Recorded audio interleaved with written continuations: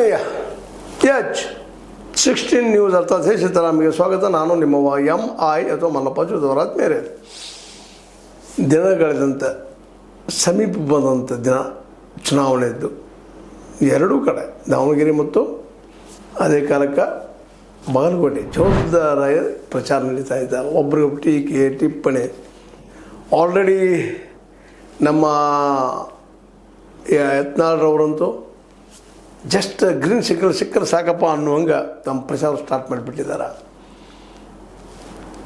ಅದು ಒಂದು phone call ಮೇಲೆ ಒಂದು ಸುದ್ದಿಗಳಿದ್ದಾವೆ. ನಮ್ಮ ಇವರನ್ನು ಚಂದಿ ಮಠದವರು ಇರಲಿ, ಅವ್ರಿಗೂ ಒತ್ತಡ ಇರಬೇಕು ಅಥವಾ ಅವ್ರಿಗೆ ಇವತ್ತು ಅನುಭವಕ್ಕೆ ಬಂದಿರಬೇಕು, ಏನಪ್ಪ ಯಾವ ರೀತಿಯಾಗಿ ಏನು ಎಲ್ಲಿ ಹೋಗೋದು ಅಂತೇಳಿ ಅವ್ರಿಗೂ ಒಂದು ಆಸೆ ಇರಬೇಕಾಗಿದೆ. ಪ್ರತಿಯೊಬ್ಬ ವ್ಯಕ್ತಿನೂ ಬಯಸ್ತಾ ಇರ್ತಾರೆ. ಹಂಗೇನೋ ಯತ್ನಾಳಿಗೆ ಬೇಕಾಗಿರ್ಬೋದು ಅಥವಾ ಒಂದೇನಪ್ಪ ನಾನು ಗೆಲ್ಲಿಸಿ ತೋರಿಸ್ಬೋದು ಅನ್ನೋದು ಮಾತು ಇರ್ಬೋದು. ಅದೇನೂ ಇರಲಿ, ಯತ್ನಾಳರು ಮಾತ್ರ ಎಂಟ್ರಿ ಹೊಡೆದಾರೆ.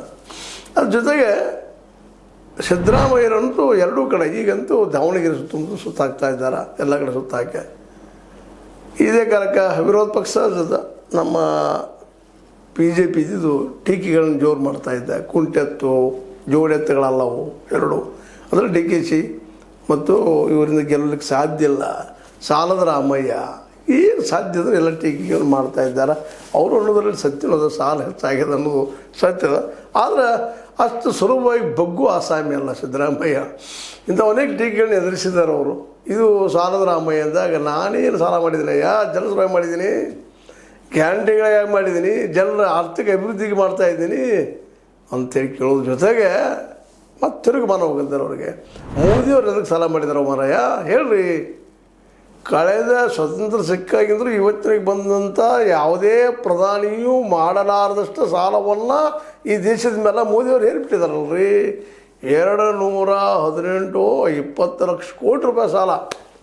ನಂದೊಂದು 4 ಲಕ್ಷ ಕೋಟಿ ರೂಪಾಯಿಗೆ ನೀವು ಎಷ್ಟು ಮಾತಾಡ್ತೀರಪ್ಪ, ಏನೇನು ಮಾತಾಡ್ತಾ ಇದ್ದೀರಿ ಅಂತ ಕೇಳ್ತಾ ಇದ್ದಾರೆ. ಅದು ನಾನು ಎದಕ್ಕೆ ಮಾಡಿದ್ದೀನಿ ಅವರು ಹೇಳ್ತಾರೆ, ಅದಕ್ಕಿಲ್ಲ ಅಂತಲ್ಲ, ಅವರು ದೇಶ ಸಲುವಾಗಿ ಮಾಡಿದಾರು ಅಂತೇಳಿ. ಅಲ್ಲ, ಕಾರ್ಪೊರೇಟರ್ ಸಲುವಾಗಿ ಮಾಡಿದಿರಿ, ಕಾರ್ಪೊರೇಟ್ಗಳ ಸಲುವಾಗಿ ಮಾಡಿದಿರಿ ನೀವು ಅನ್ನುವಂಥ ವಾದವನ್ನು ಮಾಡ್ತಾ ಇದ್ದಾರೆ. ಯಾರಿಗೆ ಸಾಲ ಮನ್ನಾ ಮಾಡಿದಿರಿ ನೀವು, ಯಾರಿಗೆ ರಿಟರ್ನ್ ಅಪ್ ಮಾಡಿದಿರಿ ನೀವು, ರೈತರಿಗೆ ವೇವ್ ಅಪ್ ಮಾಡಿದ್ದೀರಾ. ಬರೀ 2 ಲಕ್ಷ ಕೋಟಿ ರೂಪಾಯಿ ರೈತರ ಸಾಲವನ್ನು ಮನ್ನಾ ಮಾಡ್ತಾ ಇಲ್ಲ ನೀವು.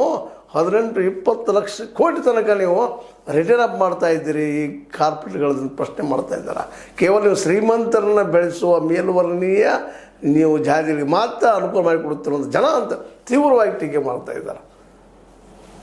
ಒಳ್ಳೆ ರಭಸದಿಂದ ಮಾತಾಡ್ತಾ ಇದ್ದಾರೆ. ಇದನ್ನೆಲ್ಲ ಗಮನಿಸಿದಾಗ ಸಹಜವಾಗಿ ಸಾಲದ ವಿಷಯ ತೆಗಿಬಾರ್ದು ಅನ್ನುವಂಗೆ BJPಯವರಿಗೆ ಆಗ್ತಾಯಿದೆ. ಯಾಕಂದ್ರೆ ಇವ್ರದಂದ್ರೆ ಅವ್ರದ್ದು ಹೇಳ್ತಾರೆ. ಇಲ್ಲ ನೋಡ್ರಿ, ಒಬ್ಬರಿಗೊಬ್ಬರು ಟೀಕೆ ಇರೋದನ್ನ, ಆದರೆ ಇಬ್ಬರು ಸಾಲಗಾರನ, ಅದರಲ್ಲಿ ಎರಡು ಮಾತಿಲ್ಲ. ಸಾಲ ಆಗಬಾರ್ದು ಸರಿನ, ಆದರೆ ಸಾಲದ ಉದ್ದೇಶಗಳು ಏನಪ್ಪ ಅನ್ನೋದು ಭಾಳ ಮಹತ್ವದ. ಅಂದ್ರೆ ಮೋದಿ ಅವರ ಸಾಲದ ಉದ್ದೇಶ ಯಾರ ಸಲುವಾಗಿ, ಕಾರ್ಪೊರೇಟ್ಗಳನ್ನ ರಿಟರ್ನ್ ಅಪ್ ಮಾಡೋ ಸಲುವಾಗಿ, ಪಾರ್ಟಿ ಫಂಡ್ ಮಾಡೋ ಸಲುವಾಗಿ ಅಂತೇಳಿ ನೇರವಾಗಿ ಆರೋಪ ಮಾಡ್ತಾ ಇದ್ದಾರೆ ಸಿದ್ದರಾಮಯ್ಯವರು. ಆದರೆ ನಂದು ಹಂಗಲ್ಲ. ಇಲ್ಲಿಯ ದುಡಿಯುವ ವರ್ಗ ಮಹಿಳೆಯರು ಅದರಲ್ಲೂ ಮ್ಯಾಕ್ಸಿಮಮ್ ದುಡಿತಾರೆ. ಇವತ್ತು ಹೊಲಗಳಲ್ಲಿ ಹೆಚ್ಚು ದುಡಿಯೋರು ಯಾರು? ಮಹಿಳೆಯರು. ಪ್ರತಿಯೊಂದು ಕ್ಷೇತ್ರದಲ್ಲಿ ಅದರಲ್ಲೂ ಪೇಮೆಂಟನ್ನು ದುಡಿಯುವಂಥವ್ರು ಯಾರಿದ್ದರೆ ಅವರು ರೈತ ಮಹಿಳೆಯರು ಅಂತ.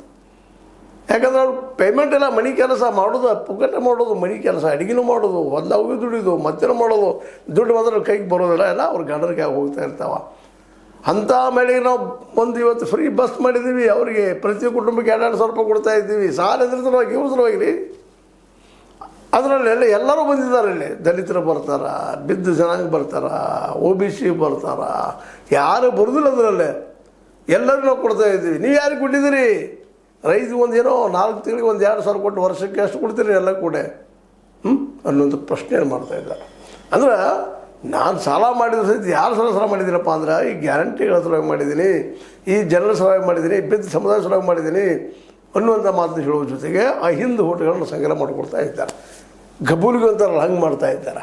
ಹೇಳ್ತಾ ಇದ್ದಾರೆ, ಜನಕ್ಕೆ ಮುಟ್ಟಿಸ್ತಾ ಇದ್ದಾರೆ. ನಾವು ಇವ್ರ ಸಲ ನಿಮ್ಮ ಸಲುವಾಗಿ ಮಾಡಿದ್ದೀವಪ್ಪ ನಾವು ಸಾಲ, ಅದನ್ನು ನೀವು ಹರಿತೀರಿ, ನಾವು ಹರಿತೀವಿ ಅದನ್ನು. ಯಾಕಂದ್ರೆ ನಿಮ್ಮ ದುಡ್ಡು ಇಲ್ಲದ ಖರ್ಚು ಮಾಡ್ತೀರಿ ನೀವು. ಇವತ್ತು 15,000 ಕೋಟಿ, 20,000 ಕೋಟಿ, 30,000 ಕೋಟಿ, 2,000 ಕೋಟಿ, 1,000 ಕೋಟಿ ತೊಗೊಂಡು ದೇಶ ಬಿಟ್ಟು ಹೋದವ್ರು ಎಷ್ಟು ಜನ ಇಲ್ಲ. ಅವ್ರು ಯಾರು? ಅವ್ರನ್ನ ದೇಶ ಬಿಟ್ಟವ್ರು ಯಾರು ಅಂತ ಪ್ರಶ್ನೆ ಮಾಡ್ತಾ ಇದ್ದಾರೆ. ದೇಶದಿಂದ ಬಿಟ್ಟು ಹೋಗಿ ಯಾರು ಕಾರಣೀಕರ್ತರು ಅಂತ ಜೋರ್ದಾರ ಅಟ್ಯಾಕ್ ಮಾಡ್ತಾ ಇದ್ದಾರೆ. ಇದರಿಂದಾಗಿ ಸಹಜವಾಗಿ ಈ ಕಳೆದ 2 ದಿನಗಳಿಂದ ಕಾಂಗ್ರೆಸ್ಸಿನ ಹವಾ ಜೋರು ನಡೀತಾ ಇದೆ. ಅದರಲ್ಲಿ ಎಷ್ಟು ಮಟ್ಟಿಗೆ ಅನ್ನೋದು ಇನ್ನೂ ಫಿಕ್ಸ್ ಆಗ್ತಾ ಇಲ್ಲ. ಯಾಕಂತಂದ್ರೆ ಇಲ್ಲೇ ಗಮನಿಸ್ಬೇಕಾಗಿದ್ದೇನಪ್ಪ ಅಂತಂದ್ರೆ ದಾವಣಗೆರೆಯಲ್ಲಿ ಬಂದಿದ್ದಾರೆ, ಆದರೆ ದಾವಣಗೆರೆಯಲ್ಲಿ ಟಿಕೆಟ್ ಹಂಚುವಲ್ಲಿ ಕೊನೆಯ ಕ್ಷಣದಲ್ಲಿ ತಪ್ಪು ಮಾಡಿದಾರೆ ಕಾಂಗ್ರೆಸ್ಸಿಗರು ಅನ್ನುವಂಥದ್ದು. ಸರಳವಾಗಿ ಗೆಲ್ಲುವಂಥದ್ರಿ ಅದು, ದಾವಣಗೆರೆ ದಕ್ಷಿಣ ಸರಳವಾಗಿ ಗೆಲ್ಲುವಂಥದ್ದು. ಆದರೆ ಅವರು ಈ ಕಾಲಕ್ಕೆ ಅದು ಉಳಿಸ್ಕೋಬೇಕಪ್ಪ ಮೆಂತನವನ್ನು ಶಿವಶಂಕರಪ್ಪನವ್ರದ್ದು ಅನ್ನುವಂಥ ಒಂದು ಕಾರಣಕ್ಕೋ ಮತ್ತಾವ ಕಾರಣಕ್ಕೋ ಒಟ್ಟಿನಲ್ಲೇ ಅವ್ರು ಕೊಟ್ಟು ತಪ್ಪು ಮಾಡಿದ್ರಿ ಅಂತ ಅನಿಸ್ತದೆ. ಯಾಕಂದ್ರೆ ಇವತ್ತು ಇಡೀ ಮುಸ್ಲಿಮ್ರೆಲ್ಲ ಒಂದಾಗ್ತಾ ಇದ್ದಾರೆ, ಅಲ್ಲೇನೂ ಸುದ್ದಿಗಳು ಬರ್ತಾ ಇದ್ದಾವೆ. ದಾವಣಗೆರೆಯಲ್ಲಿ ಗೆಲ್ಲೋದು ಭಾಳ ಕಷ್ಟ, ಕಾಂಗ್ರೆಸ್ ತನ್ನ ಕಾಲ ತಾನು ಕೊಡ್ಲಿಗೆ ಹೊಡ್ಕೊಂಡಿತ್ತು ಅನ್ನೋಂಥ ಮಾತುಗಳು ಹೇಳ್ತಾ ಇದ್ದಾವೆ. ಯಾಕಂದ್ರೆ ಪ್ರತಿಯೊಬ್ಬ ಮುಸಲ್ಮಾನರಲ್ಲಿ ಒಂದು ಇತ್ತು, ಅದೊಂದು ನಮ್ಮವ್ರು ಆಗಲಿ ಪಾಯಿಸಲ್ಲ ಅಂತೇಳಿ ಕೊಟ್ಟು ಇಸ್ಕೊಳ್ಳೋಂಥ ಕೆಲಸ ಮಾಡಬೇಕಾಗಿತ್ತು, ಅದು ತಪ್ಪು ಮಾಡಿದ್ದಾರೆ. ಆದರೂ ತಮ್ಮ ಒಂದು ಏನಪ್ಪ ವಿಚಾರನ ಕಡಿಮೆ ಮಾಡ್ತಾ ಇಲ್ಲ, ಎಲ್ಲರೂ ಕರೆಸಿ ಮಾತಾಡ್ತಾ ಇದ್ದಾರೆ ಕಾಂಗ್ರೆಸ್ಸಿಗರು ದಾವಣಗೆರೆಯಲ್ಲಿ. ಆ ದಿಶೆಯಲ್ಲಿ ದಾವಣಗೆರೆಯಲ್ಲಿ ಒಂದಿಷ್ಟು ತಪ್ಪು ಆಗಿದ್ದು ಸುಳ್ಳಲ್ಲ, ಆದರೆ ತಿದ್ದುಕೊಳ್ಳೋದು ಹೇಗೆ ಅಂತ ಇನ್ನು ದಿನ ಬಾಳಿಲ್ಲ. ಆದರೆ ಆಲ್ರೆಡಿ ಜಮೀರು ಬರ್ತಾ ಇದ್ದಾರೆ ಅಂತೇಳಿ 5 ತಾರೀಕಿನಂದು ಸುದ್ದಿಗಳು ಬರ್ತಾ ಇದ್ದಾರೆ. ಜಮೀರ್ ಅಹಮದ್ ಖಾನ್ ವಿಶೇಷವಾಗಿ ಮುಸಲ್ಮಾನರ ಜೊತೆ ಸಂಪರ್ಕನ ಒಳ್ಳೆಯ ಸಂಪರ್ಕ ಇಟ್ಕೊಂಡಂಥ ವ್ಯಕ್ತಿ, ಅವ್ರು ಬಂದು ಸ್ವಲ್ಪ ಚೇಂಜ್ ಆಗ್ಬೋದಾ ಅನ್ನುವಂಥ ಮಾತು.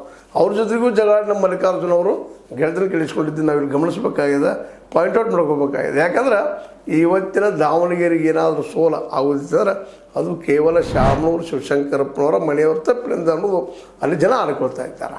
ಅಲ್ಲಿ ವಿಶ್ಲೇಷಣೆಗಳು ಆ ರೀತಿಯಾಗಿ ಬರ್ತಾ ಇದ್ದಾವೆ. ಹೀಗಾಗಿ ಕಾಂಗ್ರೆಸ್ಗೆ ಅಲ್ಲಿದ್ದು ಸೀಟ್ ಹೋಗ್ಬೋದಾ ಅನ್ನೋಂಥ ಪ್ರಶ್ನೆ ಅಲ್ಲಿ ಹೇಳ್ತಾ ಇದ್ದಾವೆ. ಆದರೂ ಕೊನೆಯ ಕ್ಷಣದ ಹೋರಾಟವನ್ನು ಸಿದ್ದರಾಮಯ್ಯನವರಾಗಿರ್ಬೋದು, ಡಿ ಕೆ ಶಿವಕುಮಾರ್ ಅವರಾಗಿರ್ಬೋದು, ಇನ್ನುಳಿದವರಾಗಿರ್ಬೋದು ಪ್ರಯತ್ನ ಮಾಡ್ತಾ ಇದ್ದಾರೆ. ಅದರಲ್ಲೂ ದಾವಣಗೆರೆ ಕ್ಷೇತ್ರವನ್ನು ವಿಶೇಷವಾಗಿ ಈ ಸಮರ್ಥ ಟಿಕೆಟ್ ಕೊಡಿಸುವಲ್ಲೇ ಡಿ ಕೆ ಶಿವರ ಪಾತ್ರ ಭಾಳ ದೊಡ್ಡದಿರುವುದರಿಂದಾಗಿ ಅವರು ಅದನ್ನು ಸೀರಿಯಸ್ ಆಗಿ ತೆಗೆದುಕೊಂಡು ಅಲ್ಲೆಲ್ಲ ಪ್ರತಿ ಮನೆಗೆ ಹೋಗುವಂಥ ಪ್ರಯತ್ನ ಮಾಡ್ತಾ ಇದ್ದಾರೆ.